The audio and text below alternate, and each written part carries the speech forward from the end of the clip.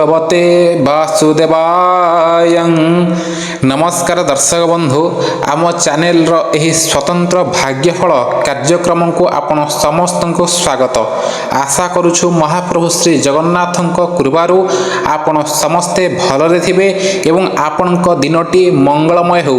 आज आम आलोचना करिबा 11 जून गुरुवार दिनटी आपणक पई केमिति रहिबो, केउ राशिर व्यक्तिंक पई शुभ फल मिलिबो एवं केउ राशिर व्यक्ति को सावधान रहिबाकू पड़िबो, से विषय रे आज आम संपूर्ण विस्तृत भाव आलोचना करिबा। आसंतु प्रथमे जानिबा आजिर संपूर्ण पंचांग।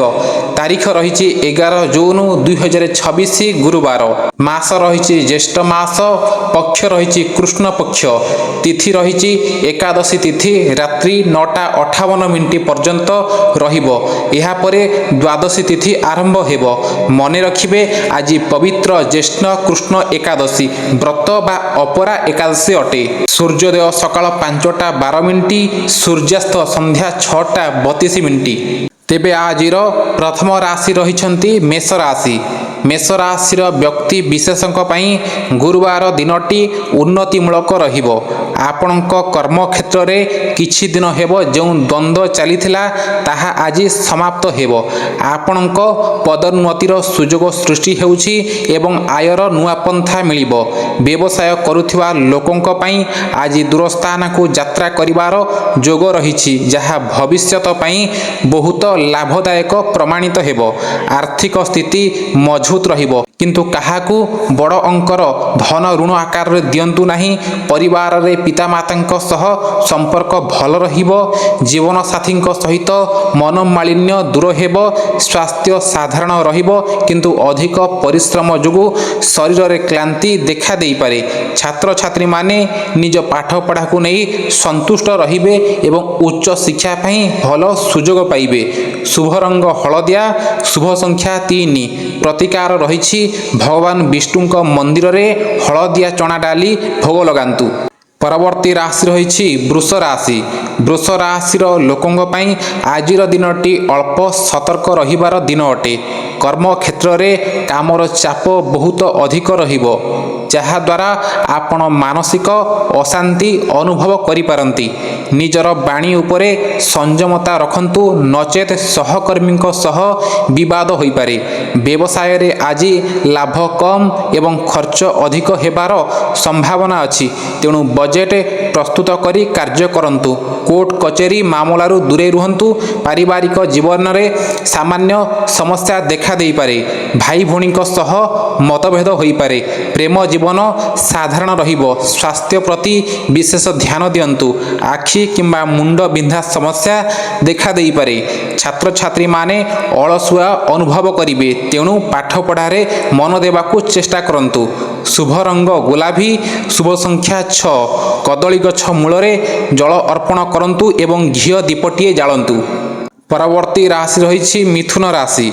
मिथुन राशिर व्यक्तिंक पई आजिर दिनटी अत्यंत आनंददायक रहिबो। आपणक परिवार रे कोनोसी शुभ कार्यर आयोजन होई पारे, जहा द्वारा घरर परिवेश हस खुशी पूर्ण रहिबो। चाकरी क्षेत्र रे आपणको नुआ प्रोजेक्ट मिली पारे, जेउथिरे आपण निजर योग्यता प्रतिपादित करिवे। व्यवसाय करुथिबा लोकंकु बड़ सफलता मिलिबो। पार्टनरशिप व्यवसाय रे आशानुरूपक लाभ प्राप्त हेबो। आर्थिक स्थिति पूर्व अपेक्षा बहुत भल हेबो एवं आपण पुराना ऋण परिशोध करिबारे सफल हेबे। प्रेम संपर्क रे मधुरता आसीबो। जीवन साथींक ठारू कोनोसी सुंदर उपहार मिल पारे। स्वास्थ्य संपूर्ण सुस्थ रहिबो। छात्र छात्रींक एकाग्रता वृद्धि पाइबो। शुभ रंग आकाशी धला, शुभ संख्या 5। भगवान गणेशंकु बेसन लड्डू भोग करांतु, दिनटी शुभ हेबो। परवर्ती राशि रहिछि कर्कट राशि। कर्कट राशिर व्यक्तिंक पई दिनटी मध्यम फलदायी रहिबो। आज आपण कोनोसी विषय को नहीं अधिक चिंता प्रकट करि पारंती। कर्म क्षेत्र रे कार्य गुड़िक धीर गति रे चलिबो, जहा द्वारा आपण असंतुष्ट हेबे। उपरिस्थ अधिकारी सह कथा हेबा समय रे नम्र रुहंतु। व्यवसायी मानकु आज कठिन परिश्रम करिबाकू पड़िबो। ग्राहकंक आवश्यकता को बुझिबाकू चेष्टा करंतु। आर्थिक दृष्टि दिनटी साधारण रहिबो। ଅଦରକାରୀ ଜିନିଷରେ ଅର୍ଥ ଖର୍ଚ୍ଚ ହୋଇପାରେ। ପରିବାରରେ କୌଣସି ସଦସ୍ୟଙ୍କ ସ୍ୱାସ୍ଥ୍ୟ ଖରାପ ହେବା ଯୋଗୁଁ ଦୌଡ଼ାଦୌଡ଼ି କରିବାକୁ ପଡ଼ିପାରେ। ଜୀବନସାଥୀଙ୍କ ସହଯୋଗ ଆପଣଙ୍କୁ ଆଶ୍ୱାସନା ଦେବ। ସ୍ୱାସ୍ଥ୍ୟ ପ୍ରତି ସଚେତନ ରୁହନ୍ତୁ, ବିଶେଷ କରି ଥଣ୍ଡା କମ୍ଫ ସମସ୍ୟାରୁ ରକ୍ଷା ପାଆନ୍ତୁ। ଶୁଭ ରଙ୍ଗ କ୍ରିମ୍ କିମ୍ବା ରୂପେଲି। ଶୁଭ ସଂଖ୍ୟା 2। ପ୍ରତିକାର ରହିଛି ଓମ୍ ନମୋ ଭଗବତେ ବାସୁଦେବାୟ ମନ୍ତ୍ରକୁ 108 ଥର ଜପ କରନ୍ତୁ।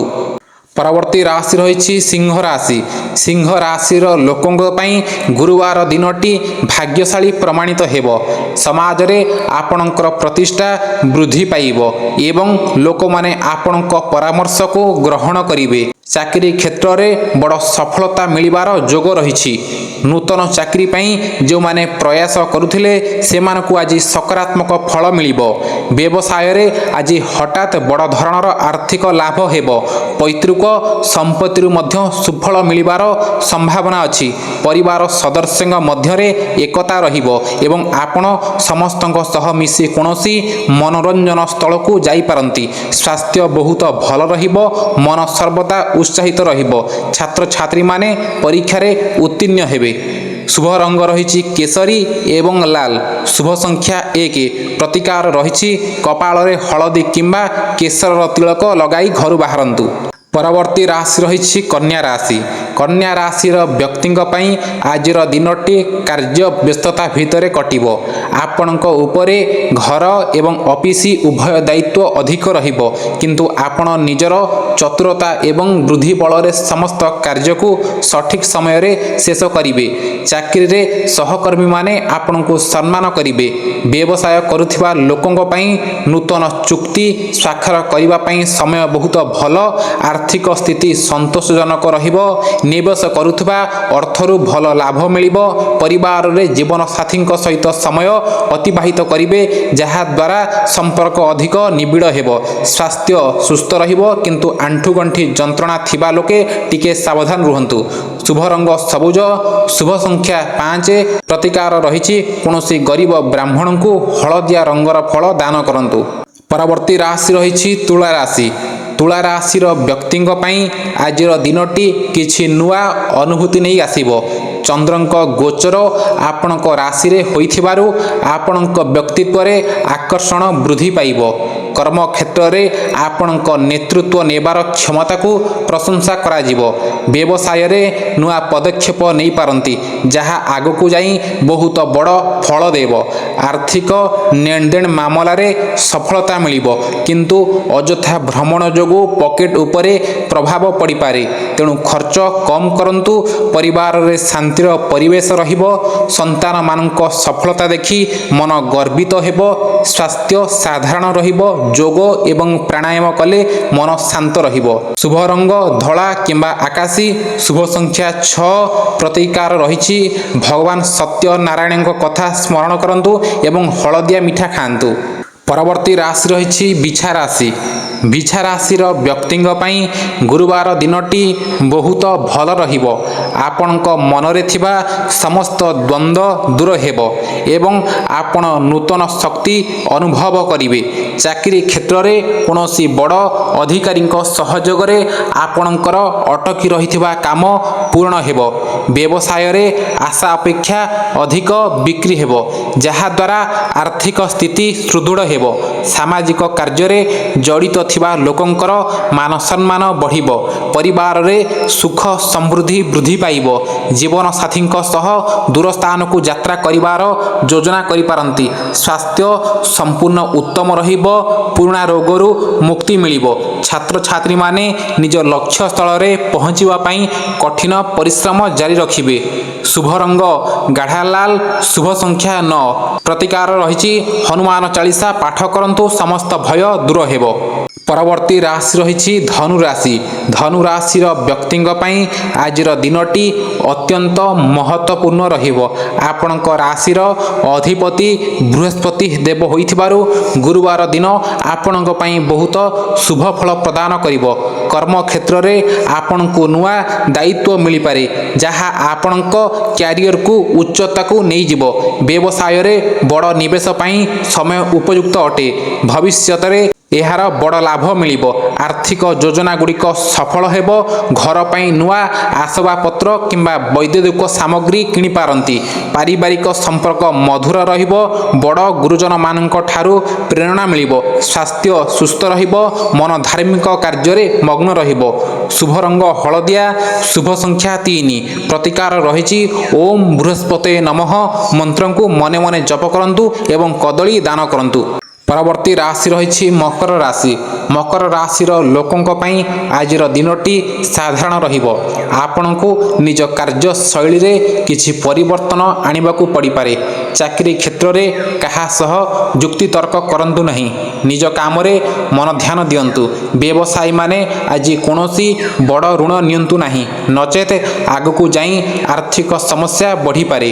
ଆର୍ଥିକ ସ୍ଥିତି ମଧ୍ୟମ ରହିବ। ଅନାବଶ୍ୟକ ଖର୍ଚ୍ଚ ଯୋଗୁଁ ଚିନ୍ତା ବଢ଼ିପାରେ।